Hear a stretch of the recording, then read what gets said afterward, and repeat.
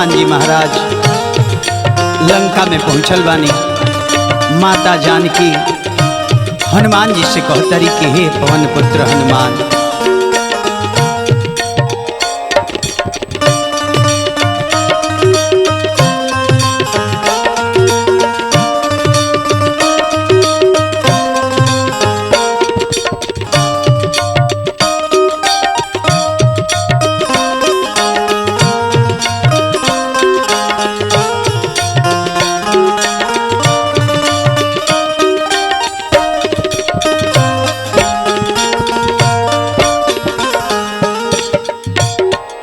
हनुमान जाके कह दी सुख धाम राम से। हनुमान जाके कह दी सुख धाम राम से। सिया के जिया बिलखत बा, सिया के जिया बिलखत बा, पिया बानी आराम से। हनुमान जाके कह दी सुख धाम राम से।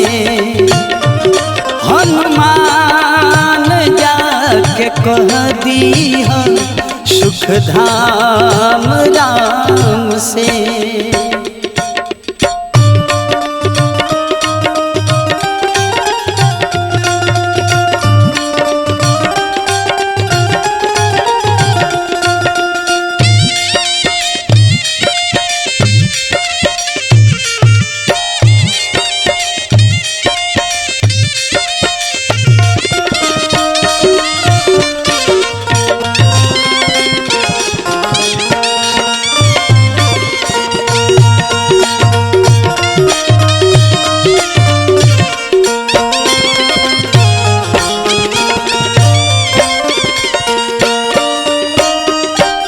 लंका के राजा रावण बुद्धि से बूझबा,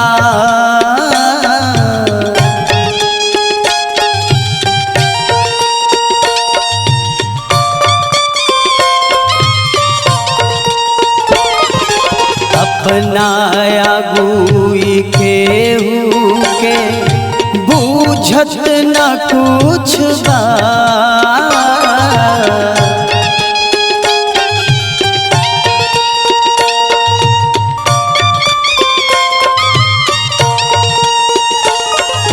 लंका के राजा रावण बुद्धि से बूझबा, अपना आगुई केहू के बूझत न कुछ बा। सबके रोवा के रखले बा, सबके रोवा के रखले बा, अपना इनाम से। हनुमान जाके कह दी सुख धाम राम से। हनुमान जाके कह दी सुख धाम राम से।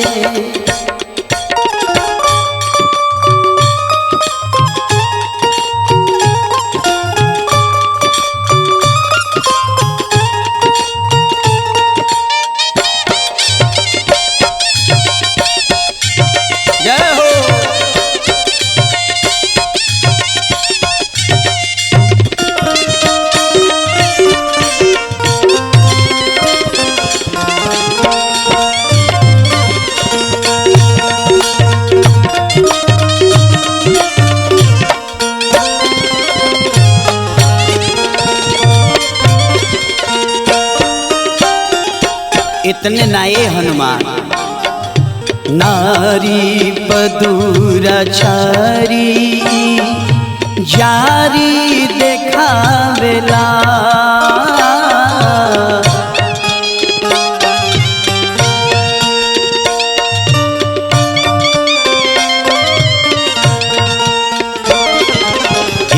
मास भर ई सांस बा मारी बतावेला।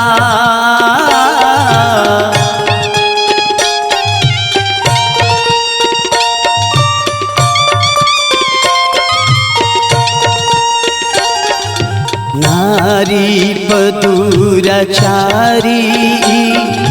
जारी देखावेला।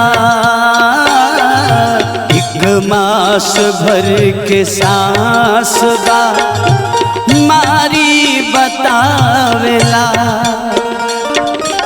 आइल समय तो डरे के, आइल समय तो डरे के परे गुलाम से। हनुमान जा के कह दी हो सुख धाम राम से।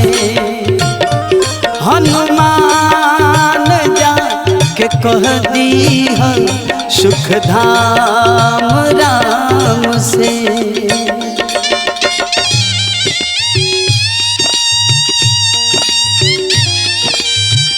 जय हो फिरोज भाई।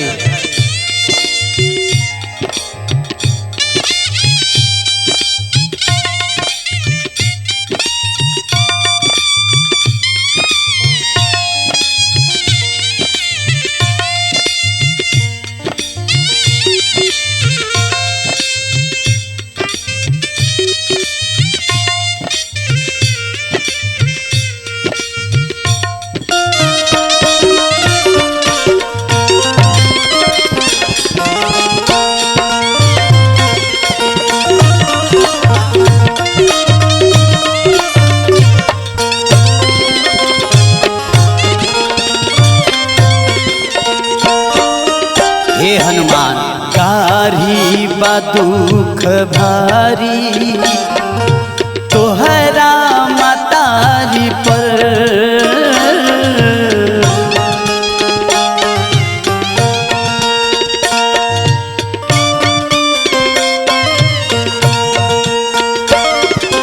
दाया दिखाई दिलीप गिरी राजू तिवारी पर।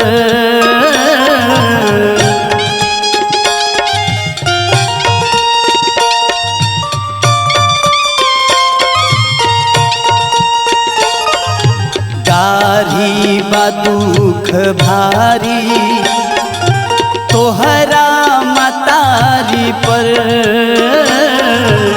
दया दिखाई दिलीप गिरी राजू तिवारी पर। शुरुआत करी हो बात के, शुरुआत करी हो बात के पहले प्रणाम से। हनुमान जा के कह दी हो सुख धाम राम से। हनुमान जा के कह दी हो सुख धाम राम से। सिया के जिया बिलखत बा, सिया के जिया बिलखत बा पिया पानी आराम से। हनुमान जा के कह दी हो सुख धाम राम से।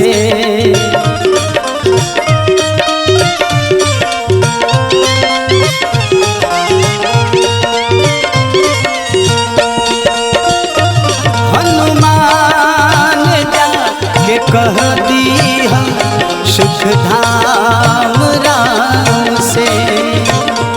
हनुमान जा के कह दी हो सुख धाम